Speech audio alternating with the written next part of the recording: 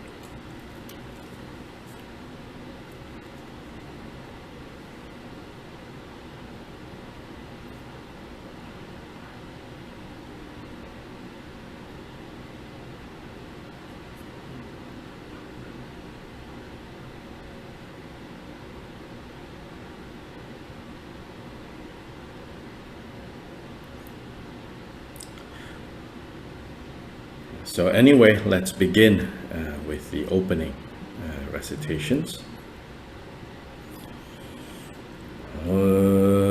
Dala Thawa Jebe Dra Nobar Jebe Ge Karpadan Tam Je Gembe Bardu Jobra Jeba Tam Je Gizu Jebe Manam Kada Nampe Senjen Tam Je Dewa Tan Den Tungao Dandur Nerdu Lana Mepaya Dabra Zobe Chanju Rinpo Je Dobra Je Dala Dhamma Jebe Dra Nobar Jebe Ge Tarbadan Tam Je Gembe Bardu Jobra Jeba Tam Je Gizu Jebe Manam Kadang Nyampe Senjen Tam Je Dewa Dan Den Dungao Dandur Nerdu Lana Mepayang Dabra Zobe Chanju Rinpo Je Dobra Je Dala Dhamma Jebe Dra Nobar Jebe Ge Tarbadan Tam Je Jembe Bardu Jobra Jeba Tam Je Gizu Jebe Manam Kadang Nyampe Senjen Tam Je Dewa Dan Den Dungao Dandur Nerdu Lana Mepayang Dabra Zobe Chanju Rinpo Je Topra Je De Je De sama gigi bardu lunga yizum gewa lango mashi bardu lunga yizum gewa lango du derine sunde nema santa samgi bardu lunga yizum gewa lango sonje jodan soji jonamla Chanchu bardu dane kyabzu je dhage jinsu gibe sonange Rola penche sanje druprasho sanje chodan soge chonamla Chanchu bardu dane kyabzu je dhage jinsu gibe sonange Rola penche sanje druprasho sanje chodan soge chonamla Chanchu bardu dane kyabzu je dhage jinsu gibe sonange Rola penche sanje druprasho manang kadang nyampe senchen tamche dewa dang dewe gyudan dembra gyuji Dungyal dang dungyal gi gyudan dewa gyuji Dungyal mebe dewa dame dewa gyuji Niding chadang nidang dewe tangyal la nebra gyuji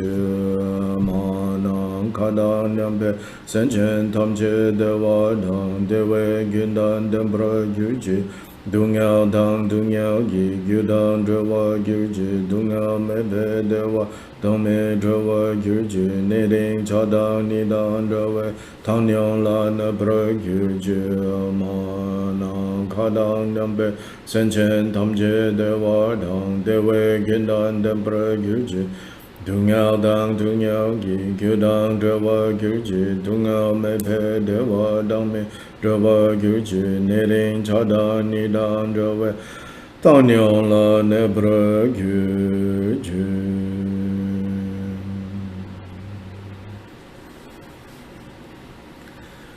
Now let's chant the seven branch worship in the different languages, in the language rooms.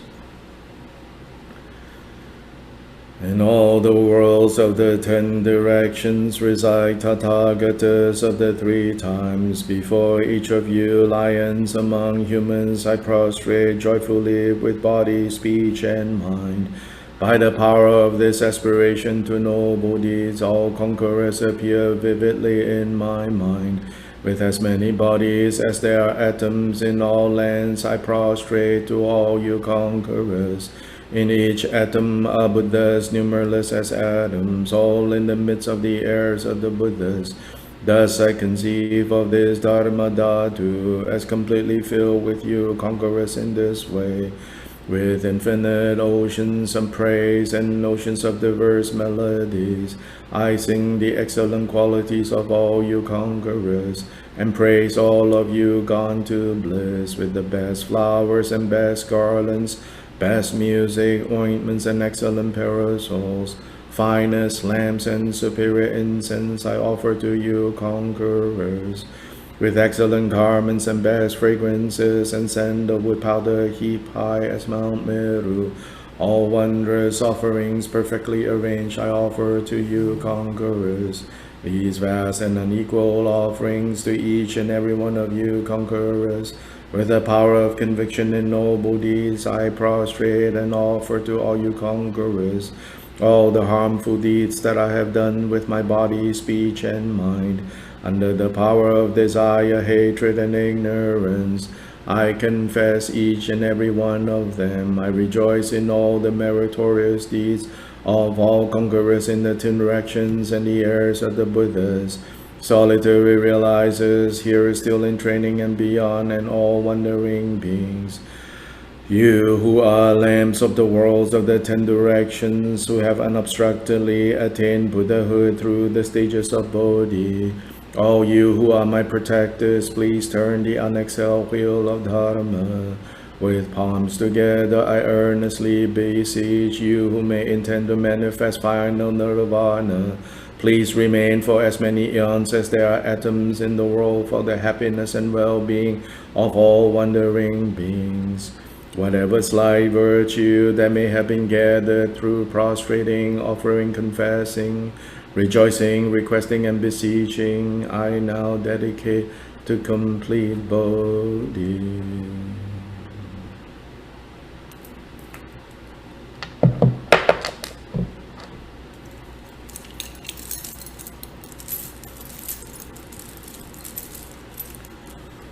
sa shi bugi ju shi me to tham ri ra ling shi nin de gen pa di san je shin du me te bulwa yi dru gu nam da shin la ge war shu ku sun yong so la me tso nam la ji nang san sun de shin ni ki ju da lu long ju nang si yong she la la me chu ge ngo de za du so cha so wa dang chu jing sha pa dang ji se yi rang ku shin so wa ye ge wa chung se da ge chi sa pa tham che so be chan che chung o om guru deva da ki ni ra na men da la prade cha so ha sem chen nam ki sam pa dang lo yi ji dra ji dar ba che chung tu mo te pa ye cho ki ko lo ko ru du so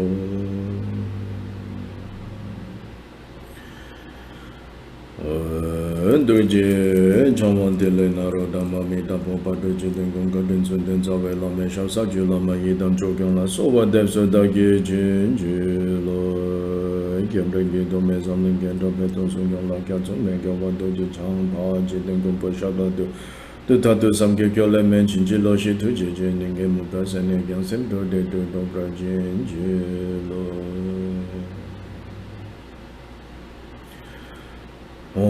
Jin Yu Jin the Chasam Pema Gesa Dumbola Yasan Jogging on Dumia Pema June Shura Guru Kandu Mampu Guru Kegi Jason Ta Dumi Jinjula Jushu Guru Pema Sid Ho Min Juki Yiki Podan Medusa Sanjay Kunjinga Wani Asen Chukungon So Don Zeba Zawe Lame Shabla So Wade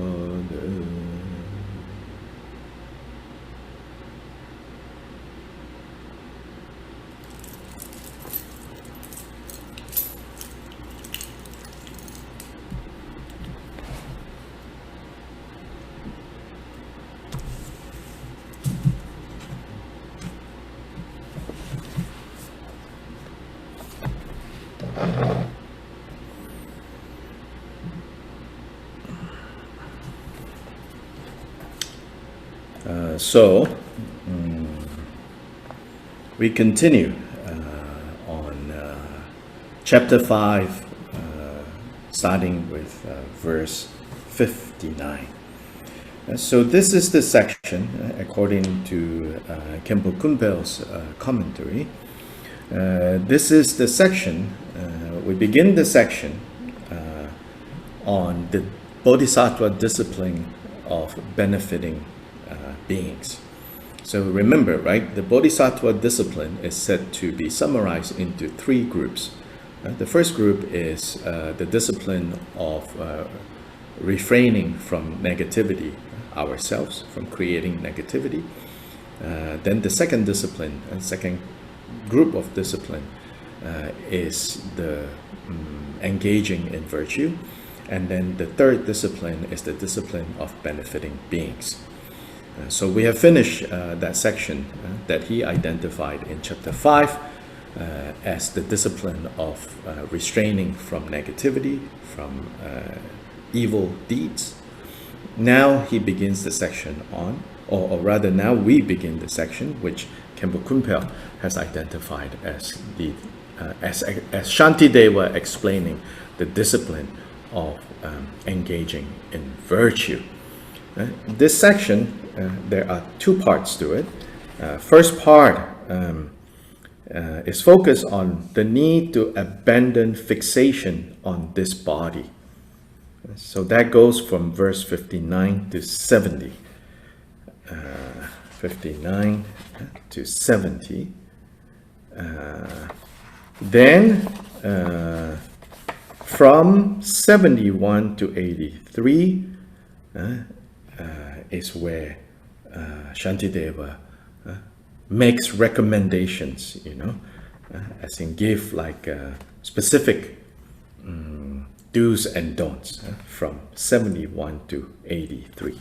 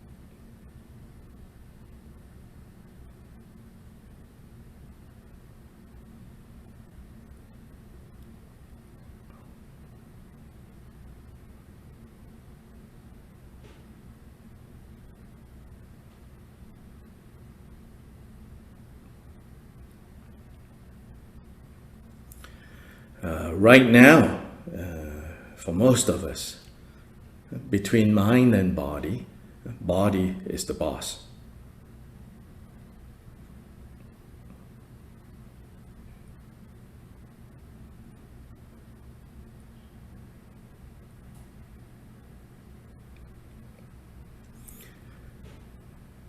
Even though, you have been exposed to Buddhist teachings long enough that you can repeat, the kind of like the mantra or the membership motto.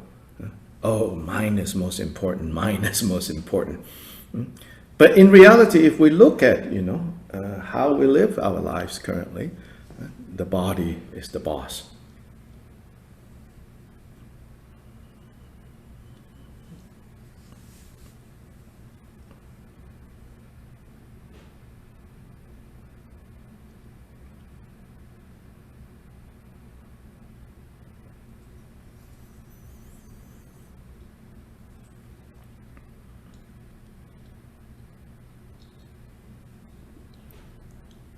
Now, of course, we're not saying, like a dead body can be boss. Yes, of course, it is still the mind, right?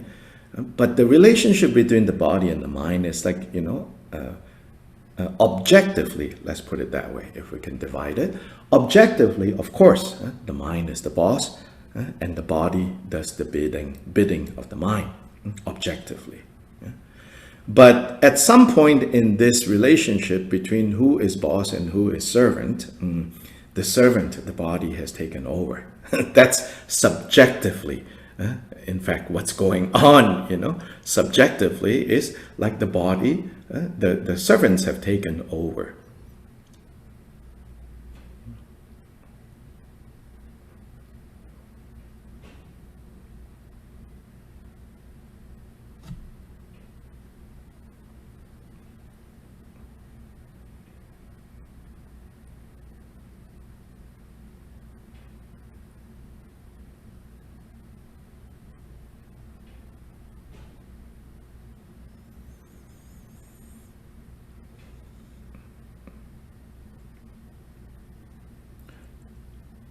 So you can even think beyond what you normally think of as body, beyond what we normally think of as body, and you can see this even more clearly. So we have like, we began, with like watches, right? Watch, the clock. So at least in the West, the pervasive use of the clock wasn't until, as far as what I understand in the United States, wasn't until the railroads came. Then every town that the railroad came through needs to know, if the train stops to pick up passengers or drop off passengers, then everybody needs to know generally what time this is going to happen. So then there's a big clock installed at the most prominent building in that town. So then everybody just come and look at that, and know, how much longer the train will be arriving, or how long the train has already left. Yeah. So with that, it was created so that life can be more orderly and convenient. Then from the clock now to our sometimes wish fulfilling jewel, this phone, but most of the time, originally this is to serve us. Now we serve this. Yeah? So from the smartphone, from the clock to the smartphone, everything in between that has been created, and supposedly to make life better and easier for us. So objectively, that was the reason, but subjectively, we have become servants of all these things. So likewise, the mind, even though originally hired the body, so to say, now the body has become boss.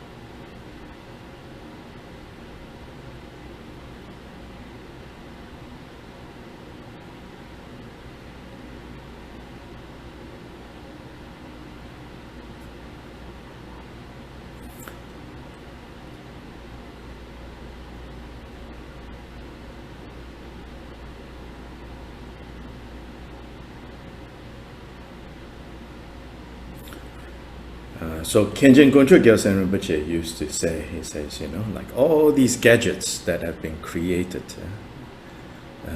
in theory created to make life easier, and to make life easier so that we have more time.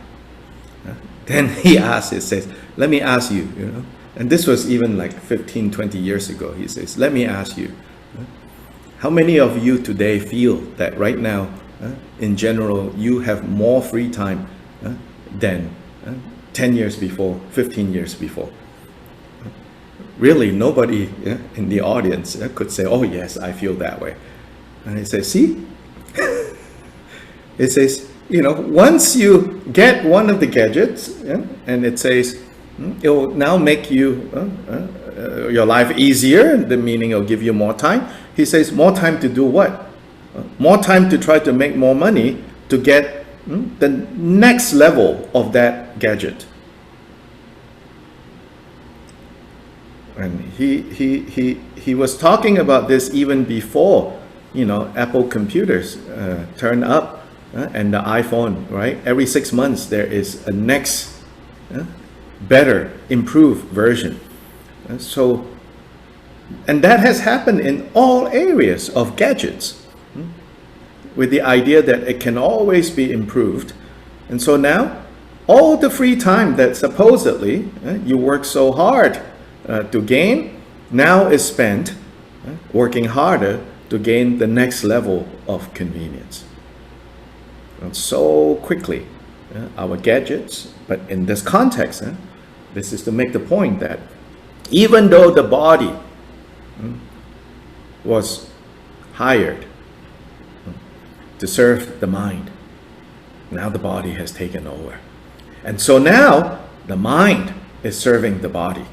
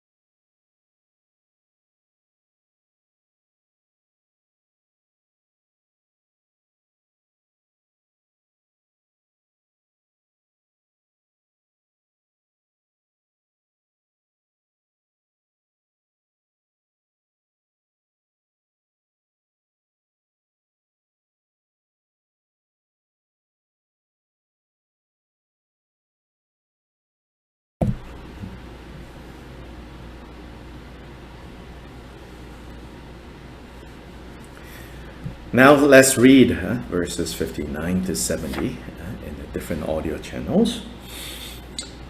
O mind, you will not be aggrieved when vultures with their love of flesh are tugging at this body all around. Why are you so besotted with it now? Why, O mind, do you protect this body, taking it to be your own? You and it are each a separate entity. How ever can it be of use to you? Why, O foolish mind, don't you appropriate a clean form carved in wood? How is it fit to guard an unclean engine for the making of impurity? First, with mind's imagination, shed the covering of skin, and with the blade of wisdom strip the flesh from off the bony frame. And when you have divided all the bones and such right down amid the very marrow, you yourself should ask the question, where is the essential core? If persisting in the search, you see no underlying essence, why do you protect with such desire the body that you now possess? Its filth you cannot eat, O mind. Its blood likewise is not for you to drink. Its innards, too, unsuitable to suck. This body, what then will you make of it? And yet it may indeed be kept as food to feed the vulture and the fox. The value of this human form lies only in the use you make of it. Whatever you may do to guard and keep it, what will you do when the ruthless Lord of Death will seize and throw it to the dogs and birds? If servants who cannot be set to work are not rewarded with supplies and clothing, why do you sustain with such great pains this body, which though nourished will abandon you? So pay this body due remuneration, and then be sure to make it work for you. But do not lavish everything on what will not bring perfect benefit. Regard your body as a vessel, a simple boat for going here and there. Make of it a thing that answers every wish to bring about the benefit of beings.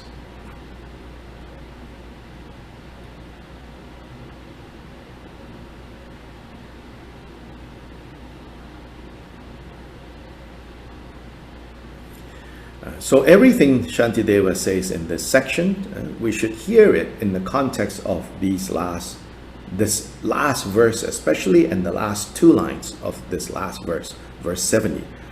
Regard your body as a vessel, a simple boat for going here and there. Boat because the ocean of confusion, samsara. So it's a vessel. It's to take you to where you want to go. In other words, to the other shore. So first part, you could say your own welfare. Use it skillfully. Secondly, and more importantly, make of this body as a thing that answers every wish related to what? Every wish related to bringing benefit to others. So this is the Bodhisattva resolve. So everything that Shantideva says in this section, yes, maybe if this is the first time you read this, you're like, oh, this is such a, kind of, almost you feel like maybe it's an attack on the body, But his point is to lead us to what is said in verse 70, which is this body, we need to learn how to skillfully relate to it so that it can serve both our personal purpose as well as the purpose of benefiting beings.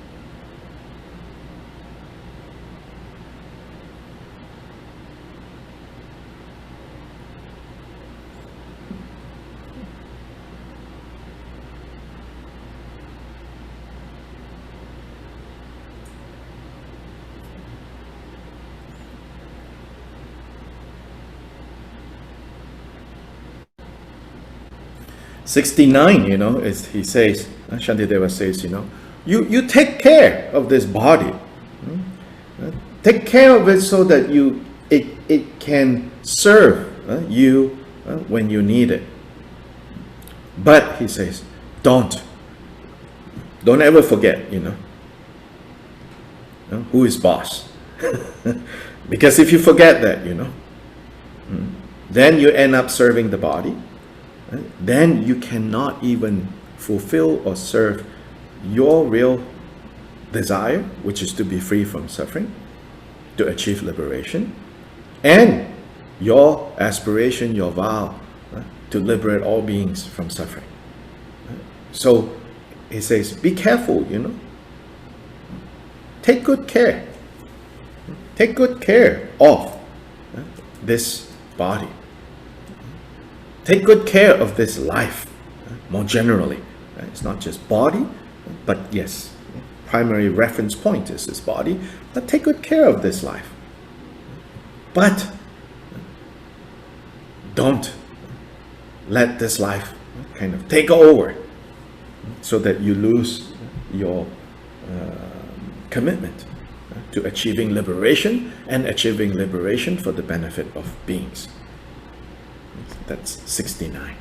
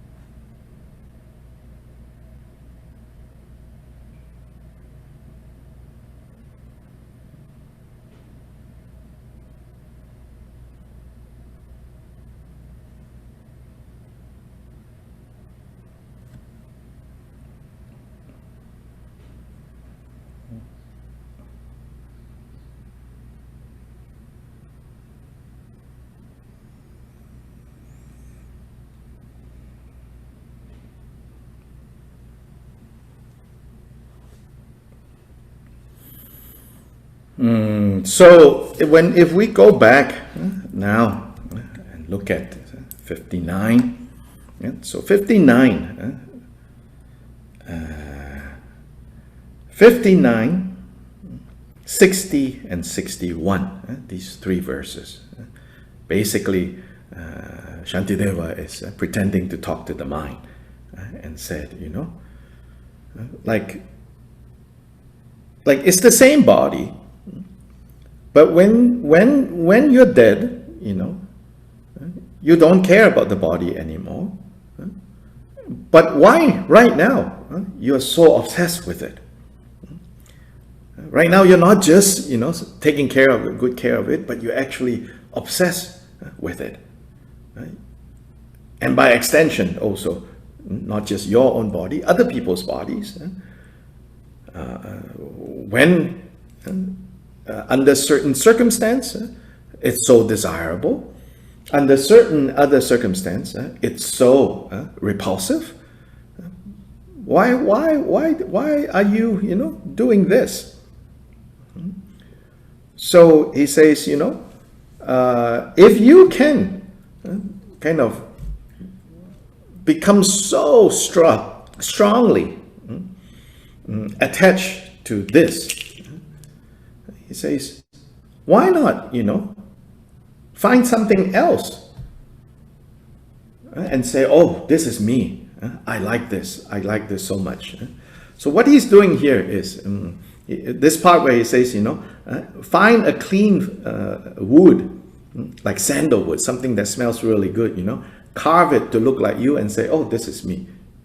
Now, of course, you say, nah, who does that, But his deeper point actually is this. He says, so this is based on Buddhist understanding of how you were conceived, how you came into this world, how you gained this body. So basically, I think not just Buddhist, but scientifically, right? This body first came into existence on the basis of something that came from your biological father and something that came from your biological mother. So when these two things came together and met inside your mother's womb, somehow your consciousness took possession of that, right? This is the Buddhist part. In material science, they will say, oh no, consciousness arose from the sperm and the ovum, interacting, then consciousness appeared there, created there. Of course, the Buddhist position, we say, no. Matter cannot produce consciousness. So we say consciousness came from elsewhere and took possession of this two important substance that met together. Then consciousness, your mind took possession. You took possession and said, me. On the basis of that, your development of this I becomes stronger and stronger and stronger. So Shantideva here is alluding to that. He says, if you can take that which absolutely doesn't belong to you, that sperm and that ovum that belongs to your biological father and mother, and somehow you can develop this idea, this feeling, right? This is me, this is I. Then he says, why don't you do it with something else?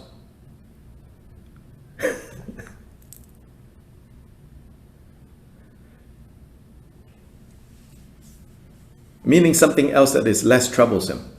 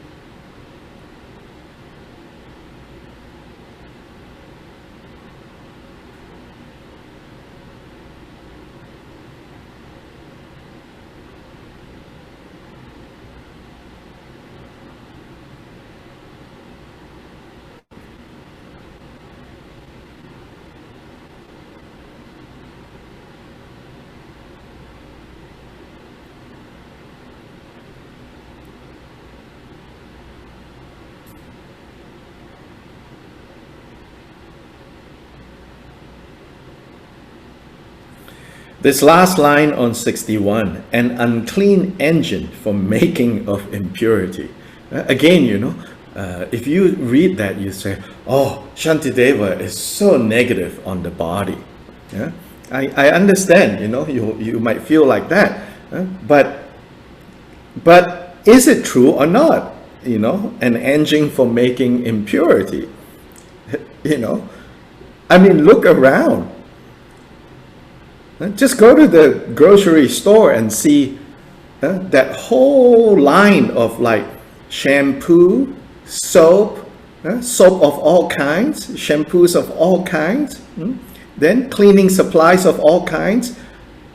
All of that, a big industry for getting this impurity out of our minds. Yeah? We hide away, right, all the impurity that the body creates. Have you ever stuck your head into a septic tank? No. Well, good. Me neither. Because we don't want to see. We don't want to be reminded of on a daily basis how much unclean comes out of this body. We want to flush it away. So Shantideva is saying, if we want to be realistic about what this is about, don't just focus on how wonderful this is, how desirable this is. What about the other side? We have just, everyone has agreed to hide the other side away. And he's just calling attention to that. For a purpose, for a purpose.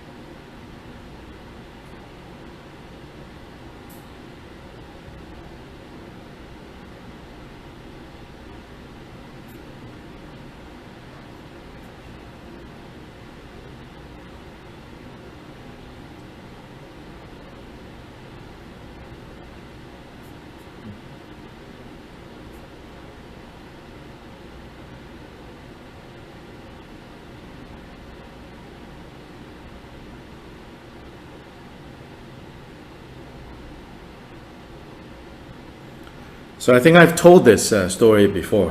When I was a graduate student and I was a teaching assistant for one of the professors who was teaching a big course, an auditorium of like 300 students, teaching this course on Introduction to Buddhism. This professor was teaching on this topic, this Buddhist topic about the quote-unquote the unclean or impure nature of this body.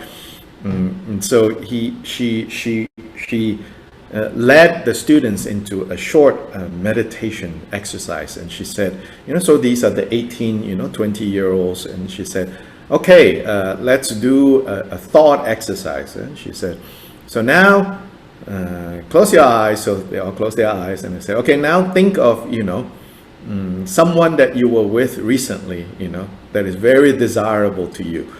And then it's like, ooh, everyone was like, what is this going to be, And she said, do that. And then she said, okay, now think they're standing in front of you, or sitting in front of you, and think of how desirable they are, think of how beautiful they are, how handsome they are, and all of that, So I was like, oh, where is this going to go, And so then, they're all like thinking that, or visualizing this person, And then the professor goes and she said, and then, as you are, continuing to find them so desirable, so beautiful, so handsome, so attractive, all of that, then suddenly this person sticks their finger up their nose and pulls out the biggest booger you have ever seen. And she said, right there, look at that, So everybody laughed, and she said, the minute they do that, all desire, all sexiness, everything just instantly goes away. And she said, it's not something new. It has always been there. It's just hidden away. But if they pull it out, immediately, all your desire, all your attachment, temporarily all, flies out the window. So she said, how much more we kind of, fool ourselves and hide away and say, oh, desirable, desirable, and never think about this. Like even with ourselves, our own bodies, right? Oh, so nice, everything. But if, you suddenly see something, right? Maybe on your finger, suddenly, you get ready in the morning. Okay, so this is getting a little, maybe you're like, so you get ready and everything, then you're about ready, and then you suddenly look and you see something. Then you look closer, and it's like, what do you see? You're like, oh, wait a minute. Is that a speck of fecal matter? When you went to toilet, it's like, immediately, right? You will take off everything and jump back into the shower. But where did that come from? Even your own. Just a speck of it is enough to turn you off. It didn't even come from somewhere else. Came from here, But most of the time, we walk around not wanting to think about this.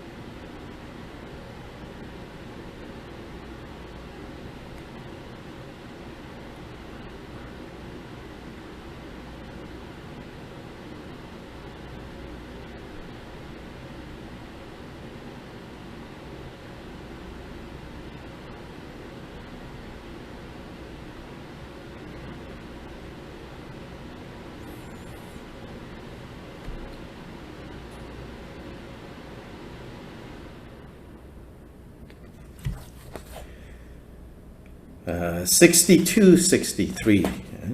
These two verses. First, with my mind's imagination, shed the covering of skin, and with the blade of wisdom, strip the flesh from off the bony frame.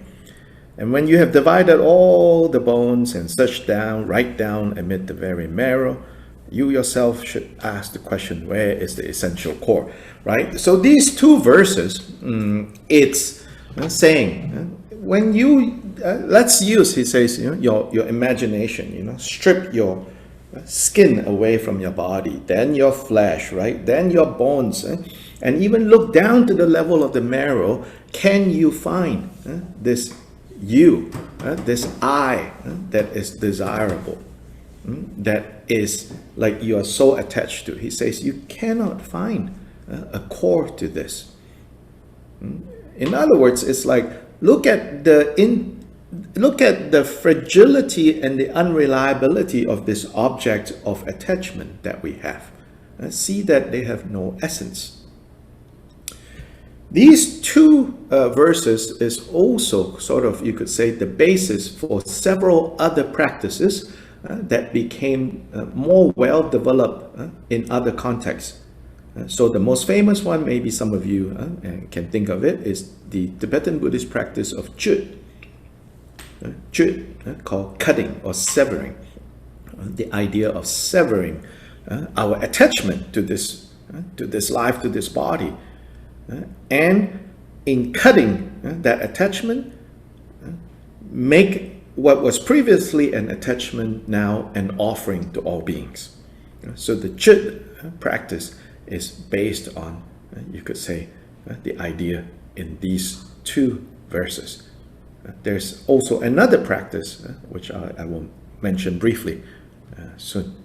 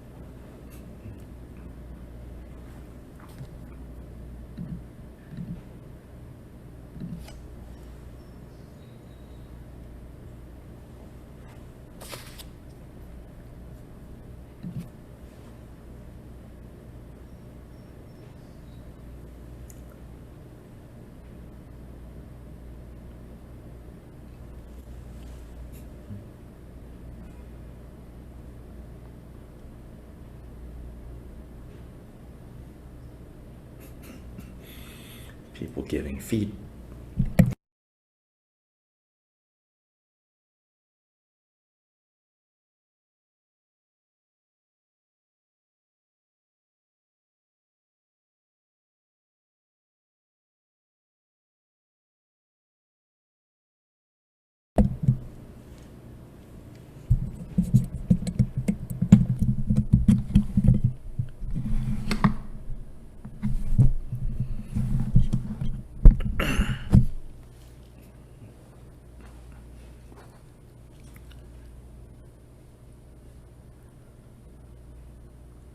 The other practice related to these two verses, so like specific practice that have been developed, like formal techniques, is sometimes known as the white skeleton meditation.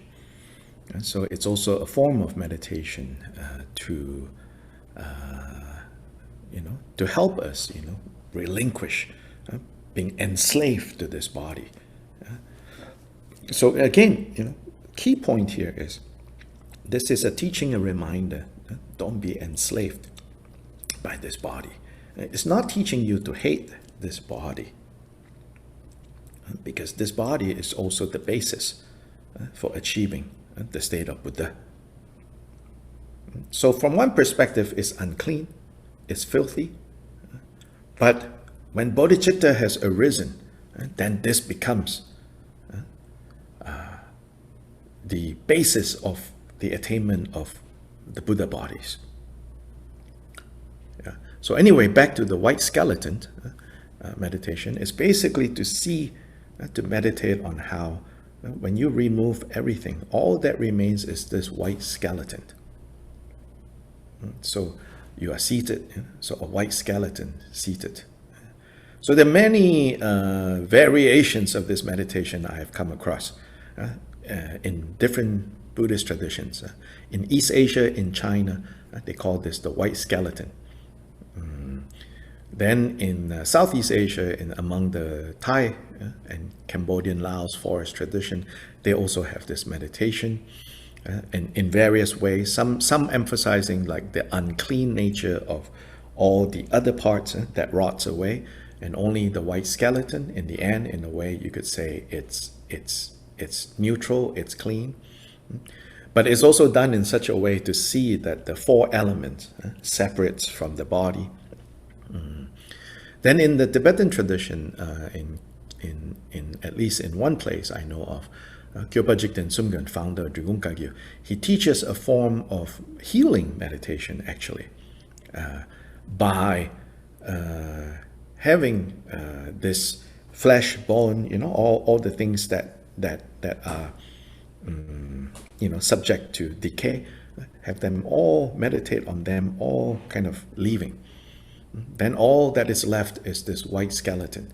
But then you think of this white skeleton now as the nature of Dharmakaya, it says.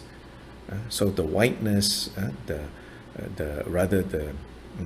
neutral is a symbol of the Dharmakaya state. And in that way, he says, when you meditate like that, all your karmic creditors, those whom you owe karmic debt, when they come looking for you, they cannot find you. Right? Then also when you meditate your flesh, your blood, when they are all kind of removed, think of that as repaying your karmic debt. And then you meditate like that, and he says, it can pacify illness, sickness that arises. Yeah. So this has become these two verses. I'm not saying that all the different traditions are reading these two verses. I'm saying that the idea presented in these two verses have become are the basis of several forms of very well practiced and well known formal Buddhist practices, which I'm sure many of you have learned or have heard, and you can go further, look for teachings and instructions on these types of meditation.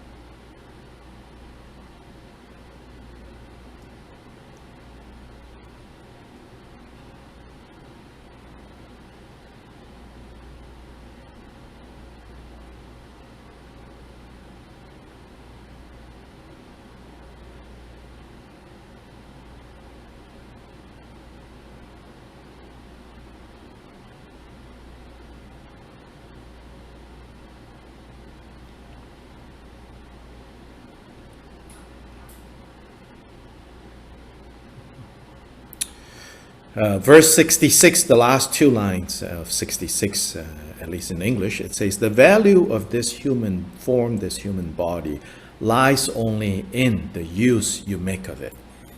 So the true value of this is depending on how are you going to relate to this body. And so, of course, in the last two verses of this section, 69 and 70, especially in verse 70, it says, if you regard this as a precious vessel for achieving liberation from the afflictive emotions, and also to be able to help others to do the same, then this is very valuable. But otherwise, he says, otherwise, all the things that you do to pamper, to take care of, to do all of this, right?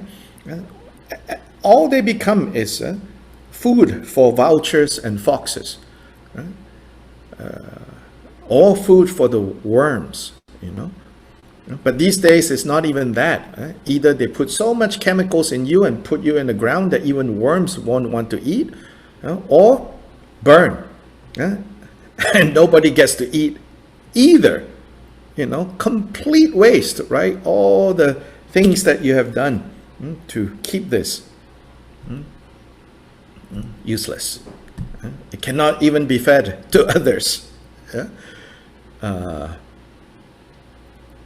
I was on Facebook, I was looking at, some famous kind of health guru or whatever, spiritual health, and some article about, this person saying, he has never been sick at all in his life, and it's like, okay, well, and then what, right? We read things like that, we say, oh, I want to be like that, never sick, This is completely just ignoring the reality of this unreliable body. The problem with denying this reality is that when it finally cannot be denied, you will be so anguished, so disappointed, so miserable, so much suffering. So now, while we have the opportunity, we should develop freedom, the kind of freedom that is not contingent upon this body cooperating with us.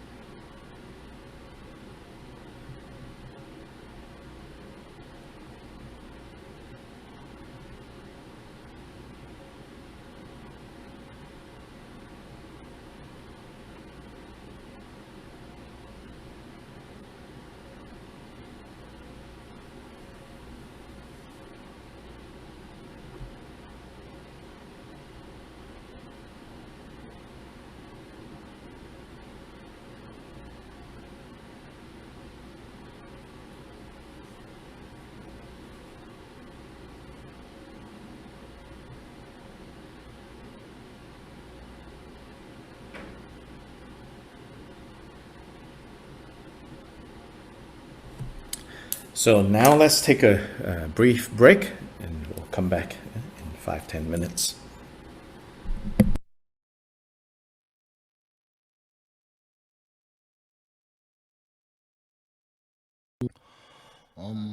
Dare do re mama yuru jana bunye bojre guru zowa dare do re mama yuru jana bunye bojre guru zowa dare do re mama yoro jana bunye bojre guru zowa dare do re mama yoro jana bunye bojre guru zowa dare do re mama yoro jana bunye bojre guru zowa dare do re mama yoro jana bunye bojre guru zowa dare do re mama yoro jana bunye bojre guru zowa dare do re mama yoro jana bunye bojre guru zowa dare do re mama yoro jana bunye bojre guru zowa dare do re mama yoro jana bunye bojre guru zowa dare do re mama yoro jana bunye bojre guru zowa dare do re mama yoro jana bunye bojre guru zowa dare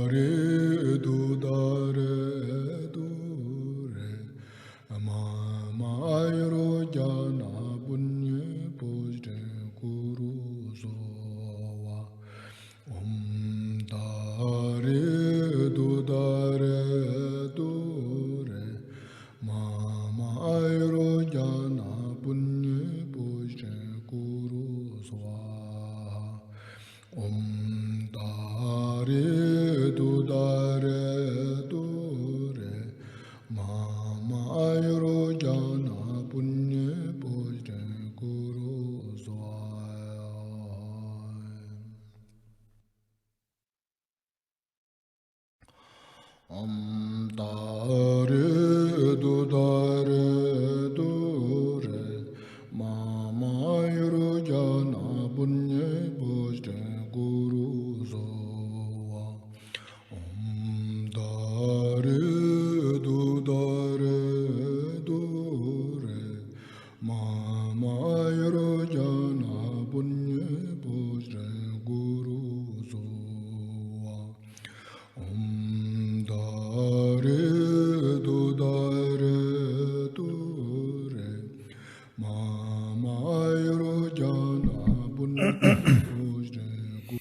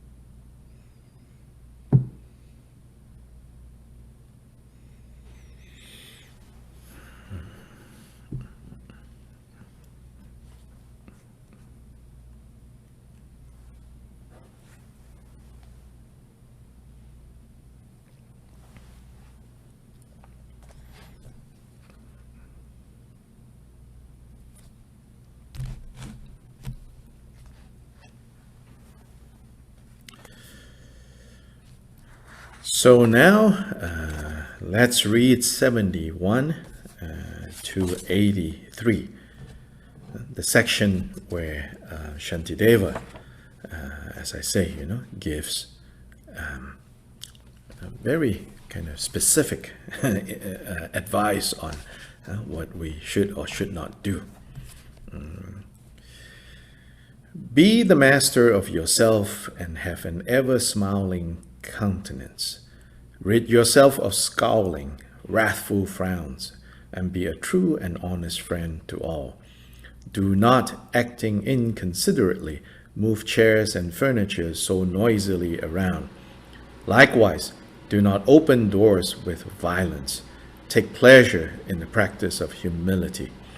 Herons, cats, and burglars achieve what they intend by going silently and unobserved. Such is the constant practice of a sage. When useful admonitions come unsought from those with skill in counseling their fellows, welcome them with humble gratitude and always strive to learn from everyone. Praise all whose speech is worthy. Say, your words are excellent. And when you notice others acting well, encourage them in terms of warm approval. Extol their qualities discreetly. When they are praised by others, praise them too. But when the qualities they praise are yours, reflect upon their skill in recognizing qualities. The goal of every act is happiness itself, though even with great wealth, it's rarely found. So take your pleasure in the excellence of others. Let them be a heartfelt joy to you. By acting thus in this life, you'll lose nothing. In future lives, great bliss will come to you. Wrongdoing brings not joy but pain, and in the future, dreadful torment. Speak coherently, appropriately, clear in meaning, pleasantly. Rid yourself of craving and aversion. Speak gently with moderation. When you look at others, think that it will be through them that you will come to Buddhahood. So look on them with frank and loving hearts. Always fired by highest aspiration, laboring to implement the antidotes, you will reap great virtues in the field of excellence and in the fields of benefits and sorrow. Acting thus with faith and understanding, you should always undertake good works, and in whatever actions you perform, you should not be dependent on another. The perfections, giving and the rest, progress in sequence, growing in importance. The great should never be abandoned for the less, and others' good should be regarded as supreme. Therefore, understand this well, and always labor for the benefit of beings. The compassionate one farsightedly permits, to this end, even what has been proscribed. 71 to 84. So this is the second part of this group of discipline, which is the discipline of engaging in virtue. It then also leads us into the third discipline, which is the discipline of benefiting beings.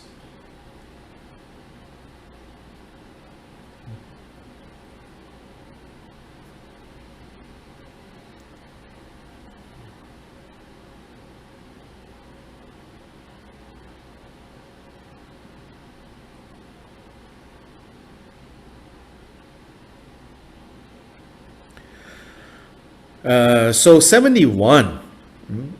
So here, Shantideva say, don't walk around, with this scowling, wrathful frowns, but instead, have an ever smiling countenance. So very practical. It says, smile, because like for the most part, like we are going to encounter so many people just moving around. If you have, you can be stubborn and say, well, I'm like that, Well, okay, well, you've just lost an opportunity. Because, if you carry even a slight smile and you are out and about in places, that is an offering that you give to others. Somebody sees that and never sees you again at least in this lifetime, They saw you with a slight smile, and it might bring a smile to them. Nobody who sees someone, with this face, will go, how nice. Yeah, so even an advice like this, it sounds so kind of like, yeah, whatever. But it's profound. In fact, Kyopa Jigten Sumgani says, a lot of times we get confused by what is profound. We read things about emptiness, inherent existence, this, that, and because they're very fancy words, we think, oh, that is profound. He says, no, the real profundity is how to translate all that information into things that you can do that will help yourself and others to settle your mind and to experience happiness. It says, when that kind of understanding, that kind of information, or when the kind of information, the kind of understanding, the kind of realization that can bring about those types of results in yourself and others, that is what is truly profound. So here Shantideva, it says, be the master of yourself, meaning doesn't matter what is going on with other people, with the conditions, the situation that you're in. Master yourself. In this context, master yourself and maintain this pleasant demeanor. Maintain this pleasant demeanor, so that when others see you, others walk by you, they might not respond to your smile, but for sure, if you have a scowling, kind of like harsh face, I can guarantee you, yes, maybe they also don't respond, but if they do respond, it's not. It's like, oh, what's wrong with this person?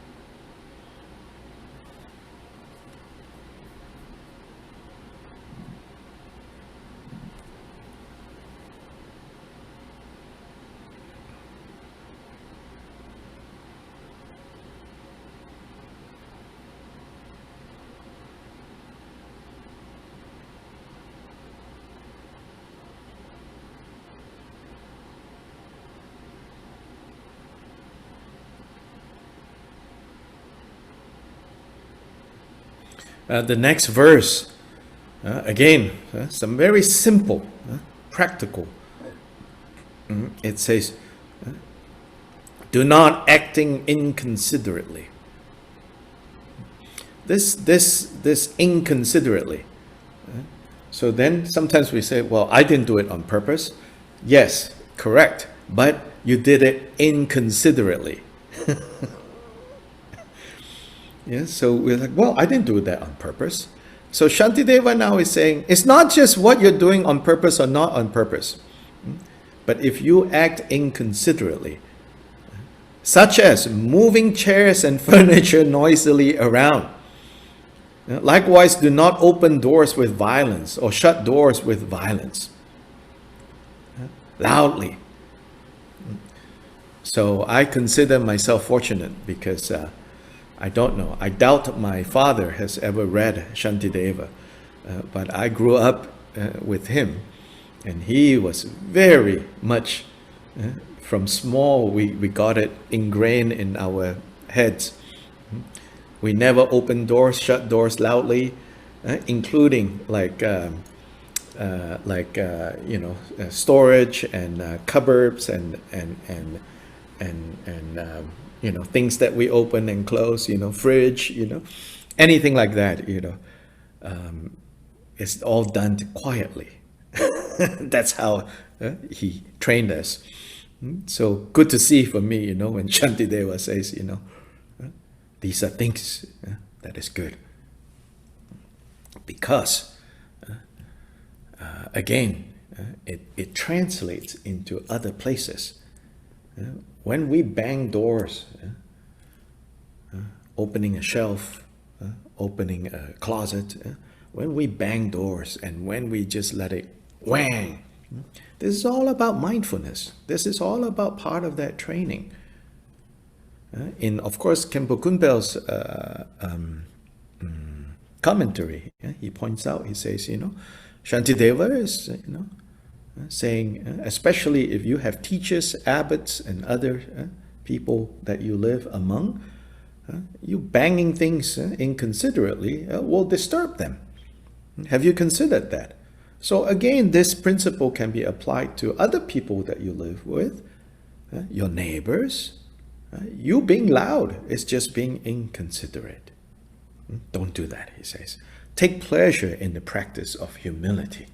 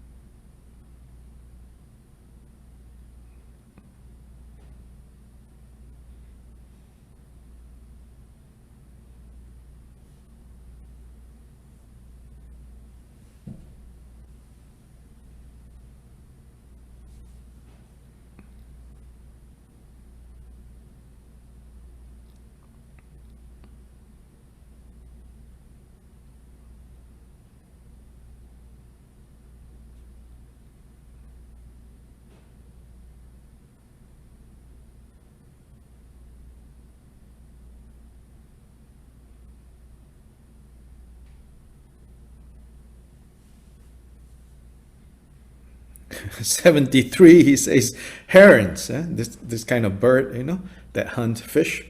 Herons, cats, and burglars. He says, they achieve their goals by being quiet and don't call attention to themselves. So he says, likewise, a sage. If you want to be a sage, you have to be like herons, cats, and burglars.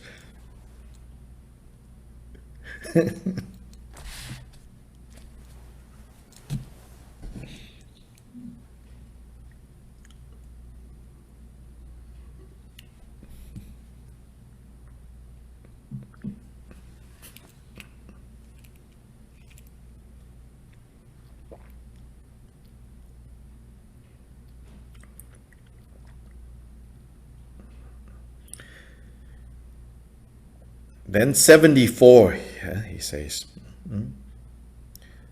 when useful admonitions, useful advice come, even unsought, for those with skill in counseling their fellows, more specifically here Shantideva is talking about our teachers.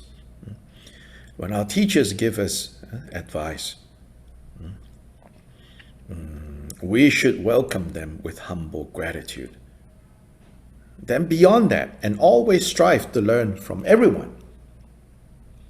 So it's said that if you don't know how to learn, nobody can teach you. Nobody can be a teacher for you. If you know how to learn, then you can learn from everyone. Everyone becomes a teacher for you.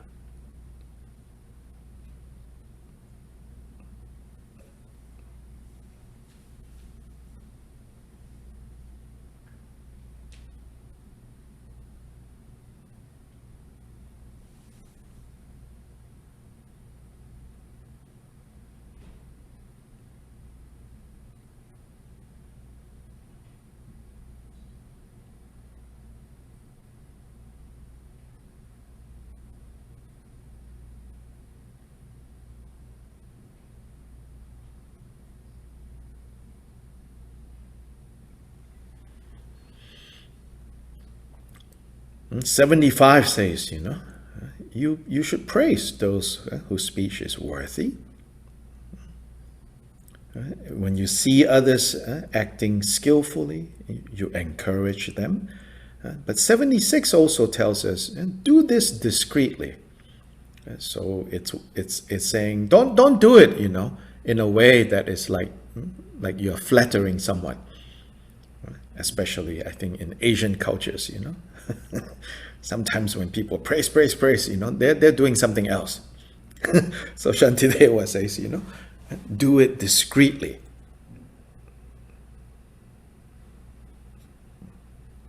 Don't make a show of it.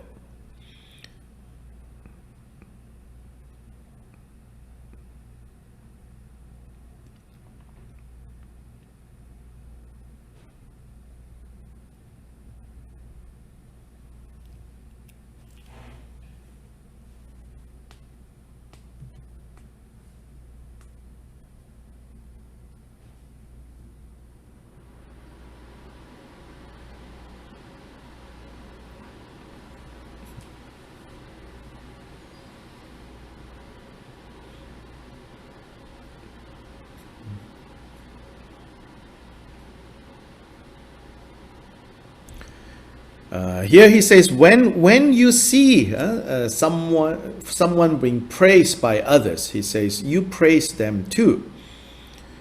And of course, this is all to be done in a genuine way.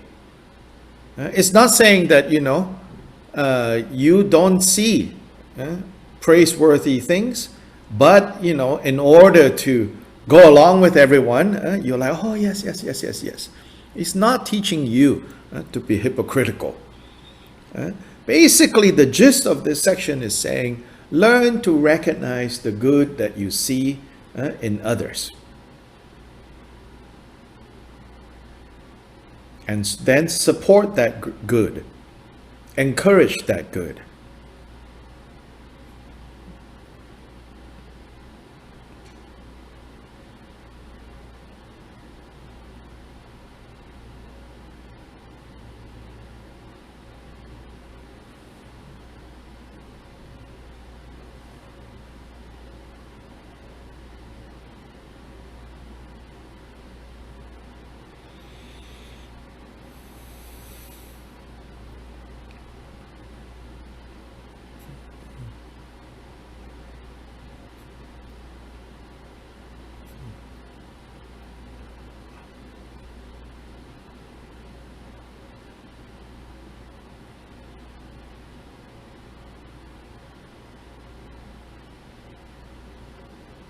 Even to the point that, when someone praises you, when someone praises me, of course, quite automatically, when someone praises me, immediately I think, oh, yes, I'm so good,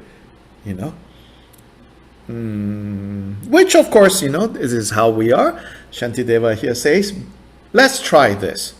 Next time someone praises you, can you use that opportunity, use that moment to turn it, to see how, this person who is praising me, they must have such a generous heart that they only see the good in me. And then, so this is the meaning of the last two lines in 76. But when the qualities they praise are yours, are mine, then reflect upon their skill in recognizing qualities. Say, oh wow, this person, is so good at just noticing the good in others and not go about finding faults with others. That's why they praise me.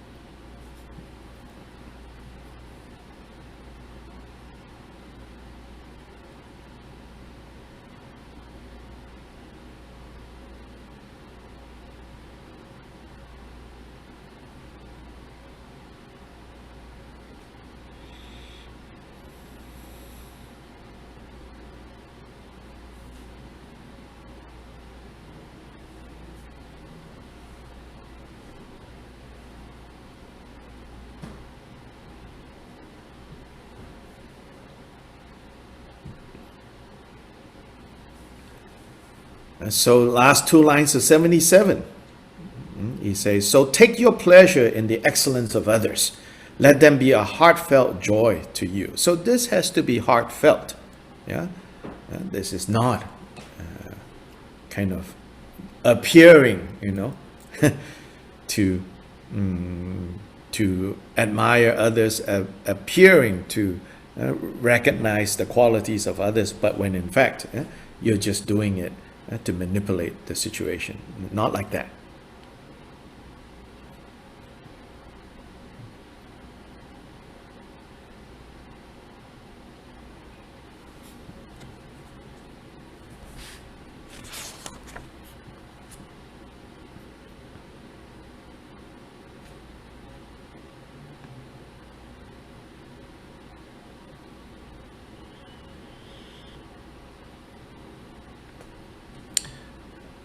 Uh, 79, speak coherently, appropriately. So be careful with your speech. Speak in such a way that, people can understand you, and speak at the right occasion. Clear in meaning and speak it pleasantly. So elsewhere in one of the shorter suttas that the Buddha taught about speech, he says, when you speak, first of all, in that context, the Buddha says, the most important thing when you want to say something is ask yourself, do you know whether what you are saying, what you're claiming is true or not true? First he said there. So if you know, he says, especially if you know it is not true, then no need to think of other reasons anymore. Just stop. Don't say it if it is not true. Then secondly, he says, now, if it is true, right, then the second thing you should think about, you should develop this sensitivity to recognize, okay, good, this I know to be true. Or at the very least, I know to be not untrue, right? Then the next is it going to be helpful or not? Is it going to be helpful or not? Then thirdly, do I know how to say it in a way that is going to be helpful? So likewise here, Shantideva is saying basically the same point.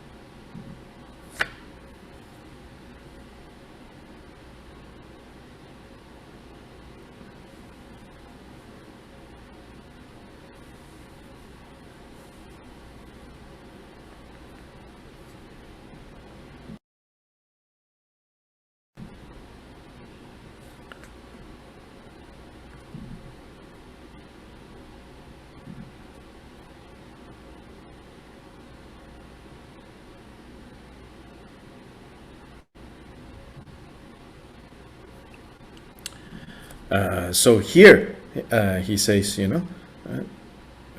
rid yourself of craving and aversion.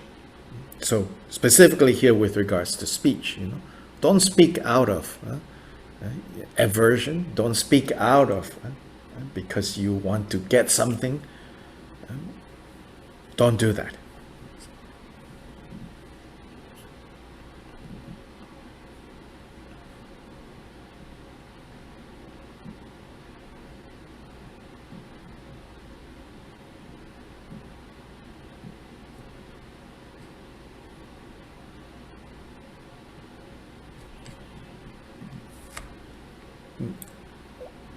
When you look at others, think that it will be through them that you will come to Buddhahood.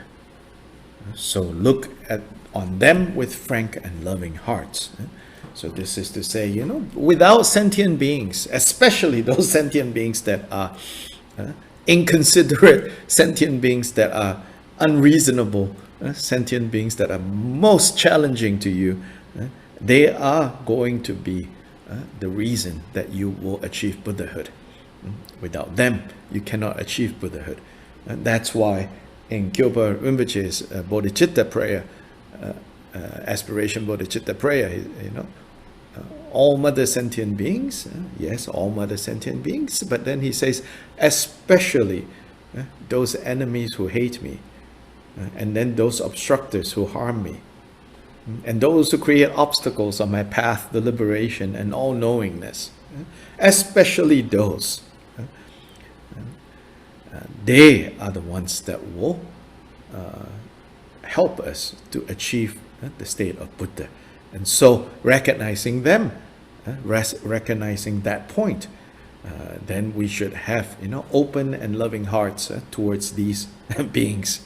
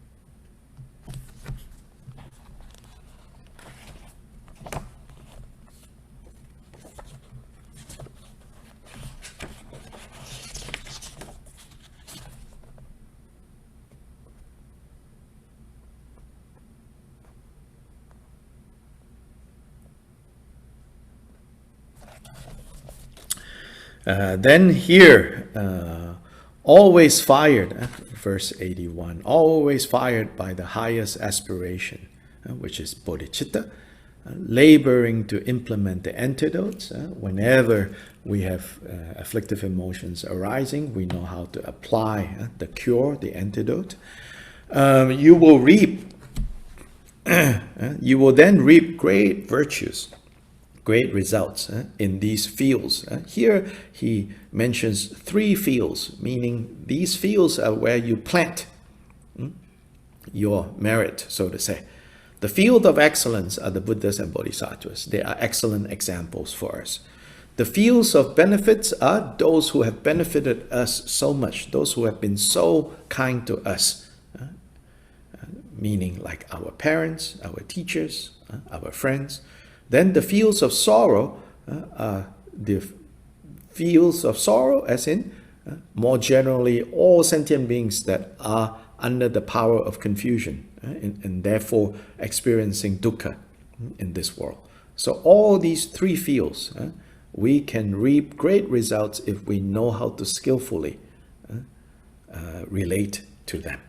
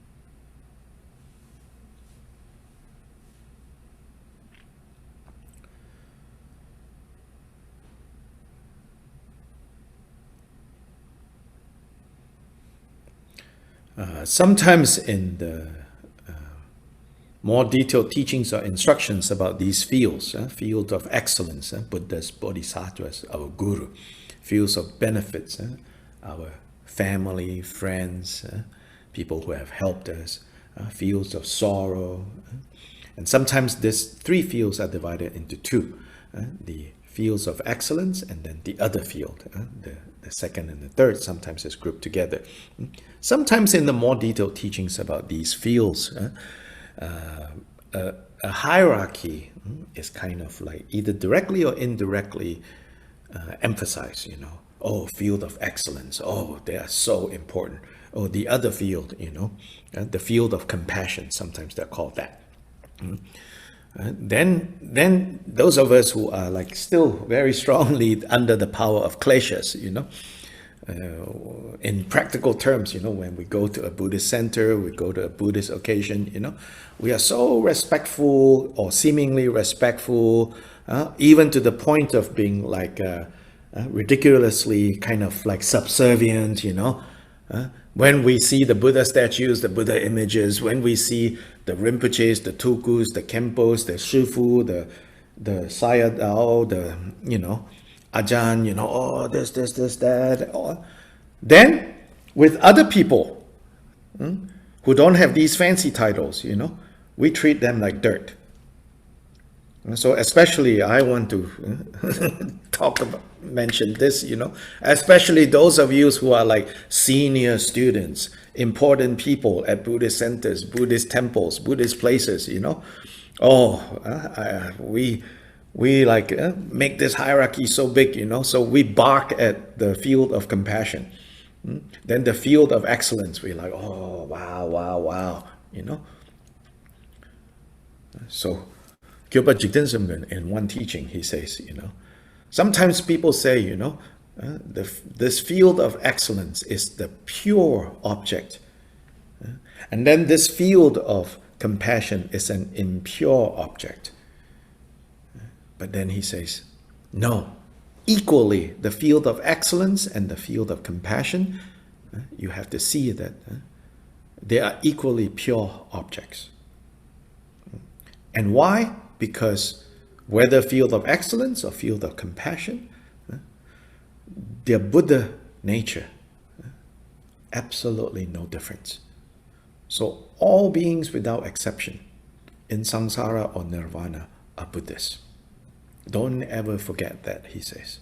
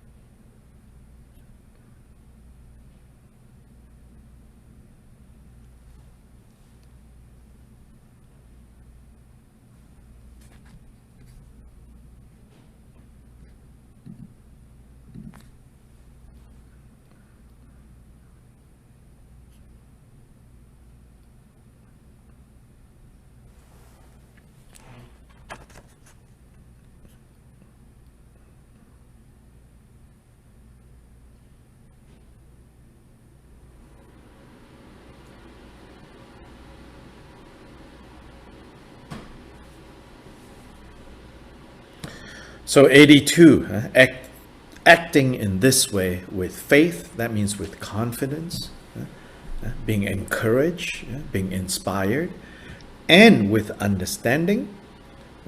And you should always undertake virtue, good works. Then, in whatever actions you perform, you should not be dependent on another. Of course, here he's not saying, like literally, don't just only do things that you can do yourself. He's not saying this. He's saying, even in doing good, like don't expect others. Don't be dependent on another, meaning don't expect others to cooperate with you. Don't expect that just because you're doing something good, then the whole world should cheer along. Oh yeah, good job, good job. Don't do that. Don't let your decision to engage in good be based on other people praising you, supporting you, telling you what a good job you're doing. Don't do that, he says. But do it based on you're inspired. That's the faith. This is good to do. And understanding.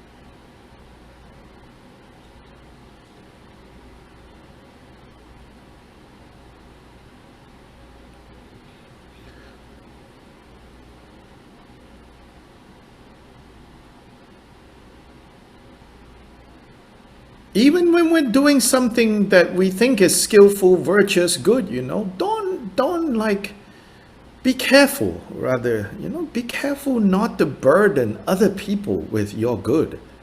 Meaning you then expect people to cooperate with you, you expect people to join with you.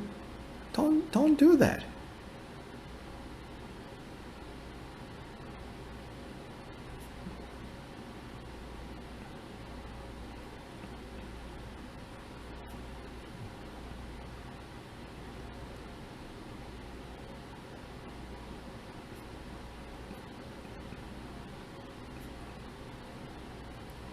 If you do that, you will feel, oh, no one appreciates me, I've done so much,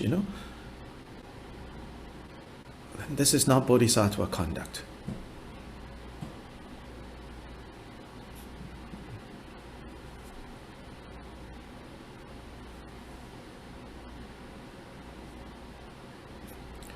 So at least at this point, if you cannot do it just by yourself and not needing others to praise you, to cheer you on, or to help you, then if you cannot, then don't do it.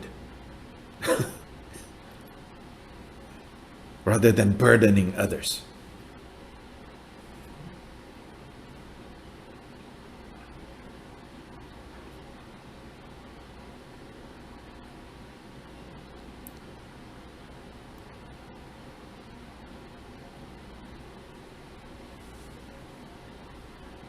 Now, don't do it and stop there. Don't do it knowing that I right now cannot handle, so I don't do. But I should improve myself so that I can do it in the future. Not like don't do it and say, yes, this is good. Nobody wants to help me, so I'm not going to do it. It's talking about capacity.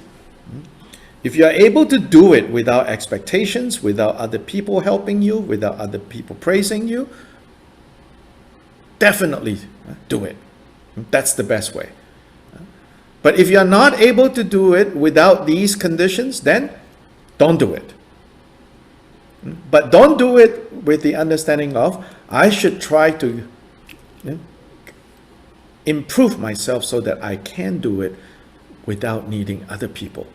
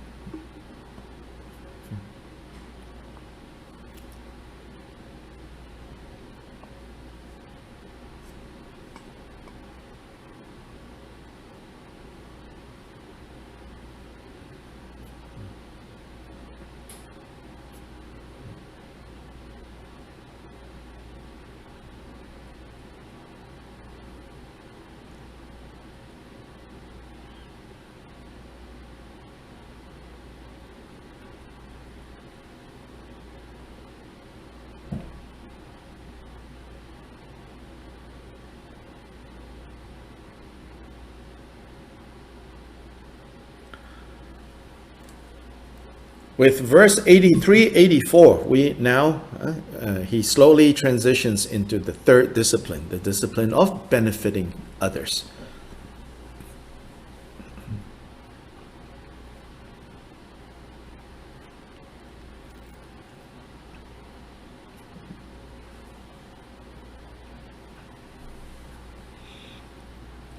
So we'll look at that this coming Tuesday. Then a reminder, next Saturday we don't have class because I have an online Zoom retreat hosted by Tibet House in Guatemala, which is the Namgyalma Ushnisha Vijaya practice next weekend. So we don't have class next Saturday.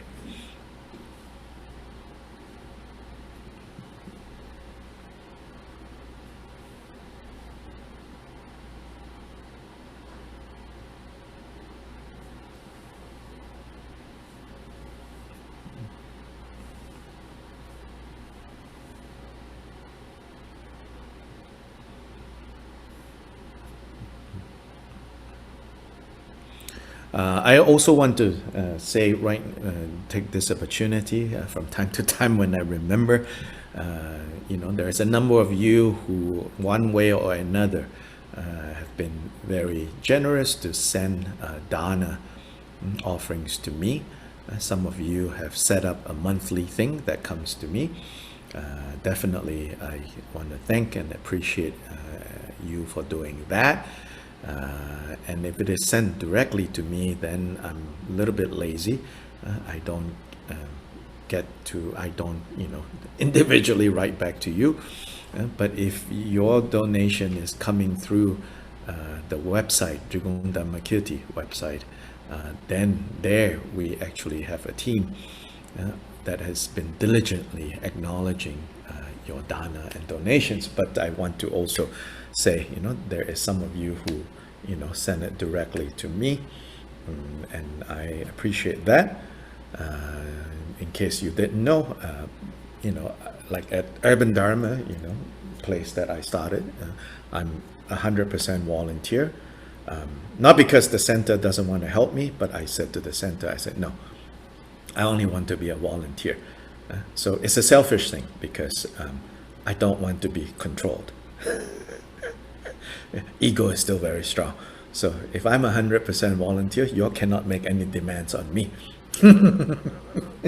So I said to the center, no, don't give me anything. Don't give me housing, don't give me insurance, don't give me, no. But I appreciate, and those of you who are able to, and not able, but generously are helping me to pay bills and drink coffee. And some of you even send coffee to me.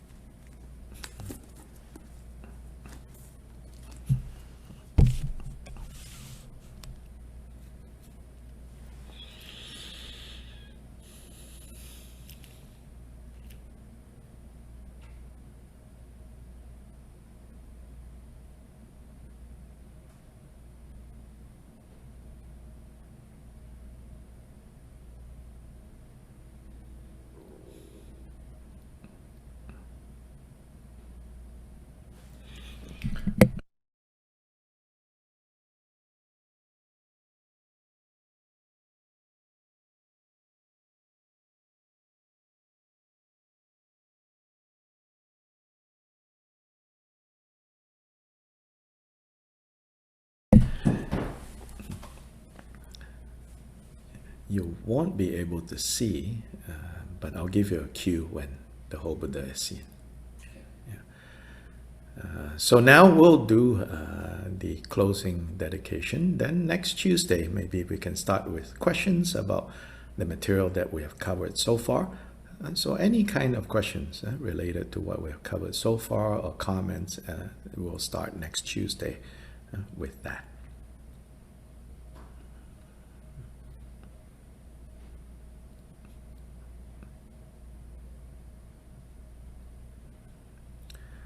So I have a friend from out of town visiting.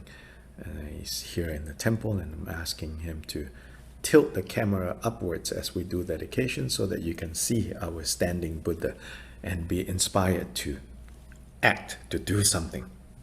Don't just sit, okay?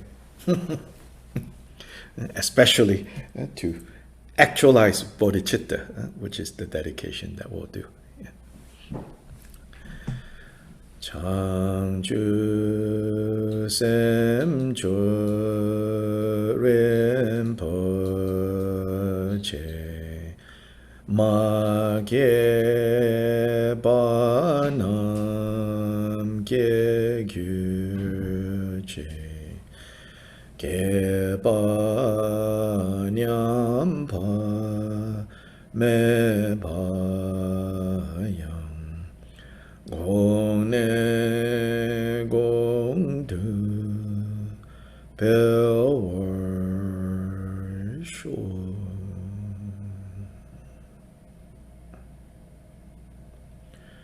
Okay, thank you so much. Thank you to the translators. They have the most difficult job. I just talk. They have to make sense of what I'm talking about. Gracias. Thank you, Doctor. Thank you, Dr. Lee. Gracias. Muchas Thank gracias you. a todos. Thank you. Gracias, Antonio. Thank you. Thank you. Good night, good evening, good night, sweet dreams.